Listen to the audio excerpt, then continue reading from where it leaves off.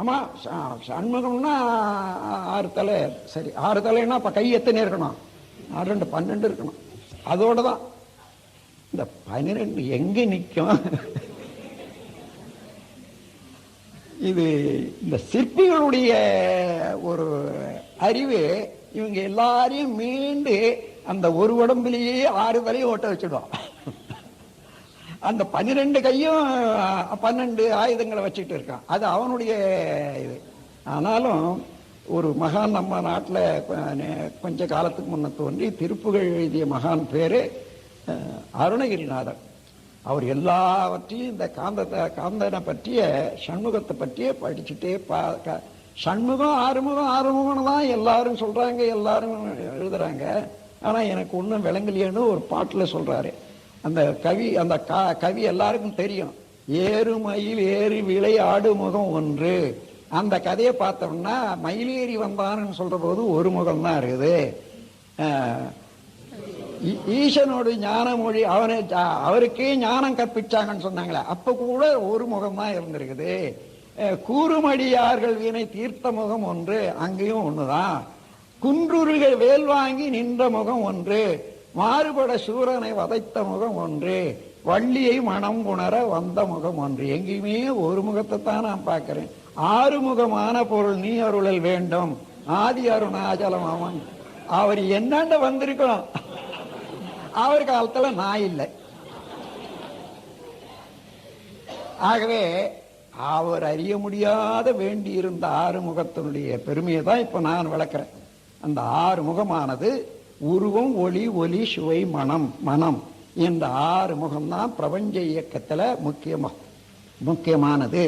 இதுக்கு காரணமான பொருள் இருப்பு நிலையாக உள்ள சிவமும் அதிலிருந்து எழுச்சி நிலை பெற்ற சக்தி அலையும். இது இரண்டும் தான் காந்த சக்தியாகி இந்த பிரபஞ்ச நிகழ்ச்சிகள் எல்லாவற்றையும் நடத்தி வருகிறது. இதை உணர்ந்து இந்த தத்துவத்தின் கீழே இதை விஞ்ஞானிகளுக்கு யூனிஃபைட் ஃபோர்ஸ்ன்னு கொடுக்கிறேன். நம்ம வேதாந்திகளுக்கெல்லாம் இது பிரபஞ்ச ஒருங்கிணைப்பு தத்துவம்னு சொல்லி இப்ப விளக்கிட்டு வர்றேன். ஓரளவுல கொஞ்சம் திகைக்கிறாங்க, இன்னொரு சாரார் அதை வெறுக்கிறாங்க கூட. ஏன்னா நீங்க என்ன இவ்வளவு வெட்ட வெளிச்சமாக்கிட்டீங்களே, யார் என்ன அந்த கடவுளை பத்தி என்ன மதிப்பாங்க? என்ன கடவுளை பத்தி என்ன மதிக்கிறது? இப்போ இது நான் மதிப்பா கெடுத்துடுறேன்.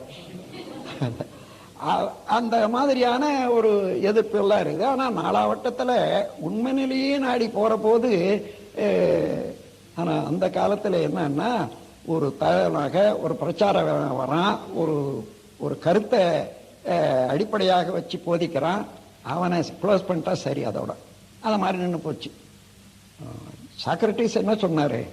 இதெல்லாம் இல்லை, நீங்க சொல்றதெல்லாம் தெய்வம் இல்லை, உண்மையான கடவுள் ஒரு இது இப்படித்தான், அதனால இதெல்லாம் பொய்ன்னு சொல்லி அது இளைஞர்களுக்கு அதை போதனை பண்ணாரு. இவ்வளவுதான் செய்தான். கடைசியில சாவர வரைக்கும் விஷத்தை குடிச்சு சாவணும்னு தானே வச்சாங்க. அது மாதிரி ஒவ்வொரு இடத்துலையும் அதே போலதான் நடந்து போச்சு உண்மை.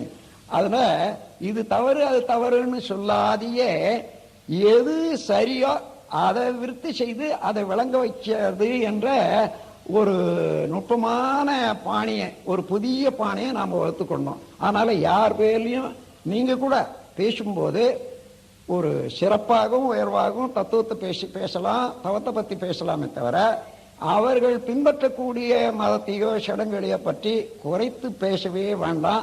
அதுல ஒரு வெறுப்புணர்ச்சியும் சண்டையும் சச்சரவும் தான் வருமே தவிர ஒன்றும் பயனில்லை. அதனால அதை கொஞ்சம் நினைவு வச்சுங்க. இப்போ நீங்க கணவன் அல்லது மனைவி இந்த மன்றத்தில் சேர்ந்து அறிவு விளக்கம் நல்லா பெற்றிருக்காங்க. இன்னொரு சாராரு, அதாவது அடுத்த தன்னுடைய வாழ்க்கை துணைவர் வேறு ஒரு வழியில போற போது ரொம்ப குறைவா தெரியுது, அறிவுக்கே குறைவா இருக்குது, சூப்பர்டிஷியஸ் பிலீவ் அந்த மாதிரி இருக்குனாலும் நீ இந்த மாதிரி சொல்ற உனக்கு அறிவே இல்லை அப்படின்னு சொல்லிட்டீங்கன்னா போச்சு. அதை விட சரி ஒரு தேங்காய் வேணுமா, இந்த 2 ஏன் விளைவு பாருங்க. ஒரு தேங்காய் உடைச்சா அதாவது ஒரு முடிதான் வீட்டுக்கு வரப்போகுது. 2 உடைச்சா 2 முடி வரட்டுமே, அந்த அளவு லாபம் தானே. அந்த அளவுல தான் இருக்கணுமே தவிர இது திருத்தம்னு சொல்றது அடியோட குற்றத்தை எடுத்து சொல்லி திருத்தவே முடியாது உலகத்தை. அதை தெரிந்து கொண்டா நாம் நுட்பமாகவும் எல்லாருக்கும் எவ்வளவு தூரம் விளக்கம் கொடுக்க முடியுமோ தெரிந்தவோ செய்துட்டு எங்களுக்கு தான் தெரியும், எங்களுடைய சங்கம் தான் உயர்வு, நாங்க போறதா பாதை தான் நல்லதுன்னா அங்கேயும் இதே ஈகோ தான் வந்து பிறரை வெறுப்படைய செய்யும் என்பதை கூறி, இந்த வெறுப்படைய செய்யாத மனிதனை மதிக்கணும். கடவுளை கூட நீங்க கடவுளை மதிக்கணும்னா கடவுள் வந்து இப்ப சரியானபடி ஒரு மொழி வழியில சொல்லணும்னா with sophisticated mechanism is representing as man.